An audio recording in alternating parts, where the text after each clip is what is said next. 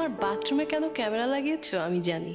তোমাদের সবার চাহিদাই একটা লোভনীয় নারী। আমি জানি তুমি এটার বাইরে নও। অবশ্য আমার কিছু করার নেই, কারণ আমি তোমার বন্দি। ওকে তীব্র, আজ তুমি বুঝবে আসলাম কেন আমার দিওয়ানা হয়েছে।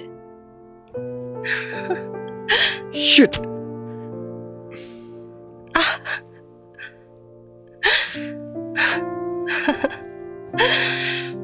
মিস্টার তীব্র, যতই তুমি নজর লুকাও আমার কাছ থেকে বাঁচতে পারবে না।